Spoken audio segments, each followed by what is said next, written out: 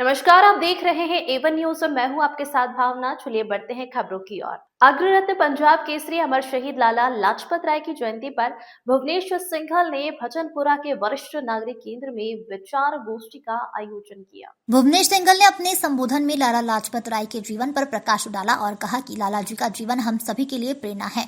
उन्होंने अंग्रेजों की बर्बरता को झेलते हुए अपने राष्ट्र की स्वतंत्रता के लिए अपने प्राणों का बलिदान कर दिया। हम सब उनके इस त्याग के ऋणी हैं।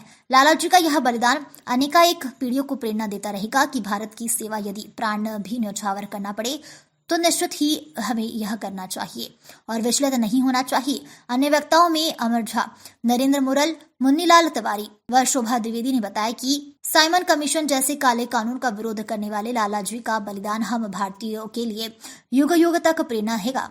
इस अवसर पर जीतू कश्यप, सौरभ रूमी, सुरेंद्र सोनी, संजय चौरसिया, छोटू पंडित, मंजू तिवारी, उमेश कुमार, मनोज रतिया, इंद्रपाल, विश्वजीत मिश्रा आदि सर्व समाज के लोग मुख्य रूप से उपस्थित रहे।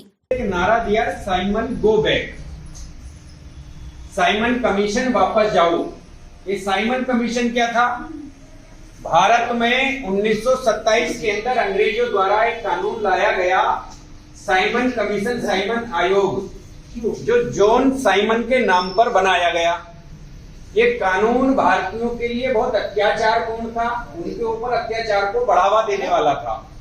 तो इसी साइमन कमीशन का विरोध करने के लिए लाला लाजपत राय जी ने एक बड़ी सभा का आयोजन किया 1928 में। 1928 में जब उस सभा का आयोजन किया और वो उसका नेतृत्व कर रहे थे, तो उस समय अंग्रेजों ने बहुत ही अत्याचारपूर्ण तरीके से, बहुत बर्बर तरीके से लाठीचार्ज उस सभा के ऊपर किया, उस आंदोलन के ऊपर किया और उसमें वहां सभी घायल हुए।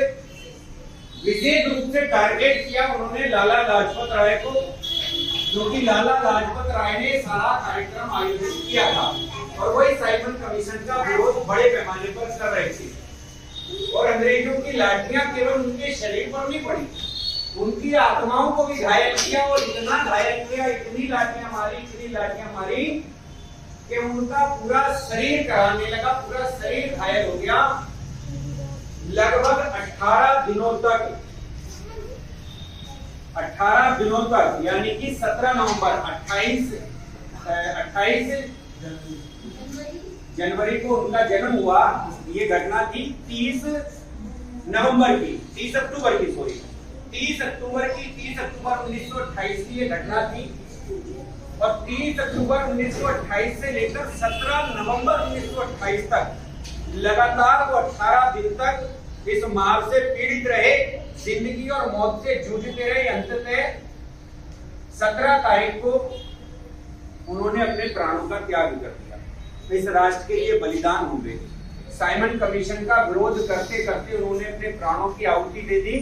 और जिस समय अंग्रेजी सरकार, वो दुराचारी सरकार, अत्याचारी सरकार, निर्मम सरकार, जिस समय लाला लाजपत राय पर लाठियां भांज रही थी, उस समय लाला लाजपत राय जी ने कहा था उन पड़ती लाठियों के बीच में कि अंग्रेजों, ये तुम जो मेरे ऊपर लाठियां बरसा रहे हो ना, ये अंग्रेजी सरकार के ताबूत में एक एक कील का काम करने वाली है। और मित्रों, उसका परिणाम भी यही हुआ कि आने वाले कुछ वर्षों के अंदर इस भारत में क्रांति की एक ऐसी ज्वाला भड़की, एक ऐसी अग्नि भड़की कि अंग्रेजों को भारत छोड़कर जाना पड़ा और अंततः 15 अगस्त 1947 को ये देश आजाद।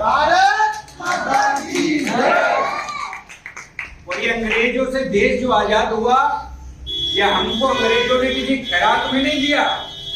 जो लोग कहा करते हैं कि देश को आजाद कराने में चरखे की भी बहुत बड़ी भूमिका रही।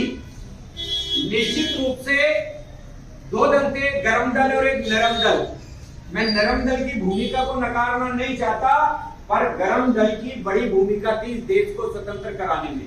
गर्म दल के नेता, चाहे वह सुभाष चंद्र बोस हो, चाहे चंद्रशेखर आजाद हो, रामप्रसाद बिस्मिल हो, भगत सिंह हो, राजगुरु हो, ये गर्म दल के नेता थे। और इन्होंने फिलहाल खबरों में इतना ही। तमाम ताजा खबरों के लिए बने रहिए एवन न्यूज के साथ। नमस्कार।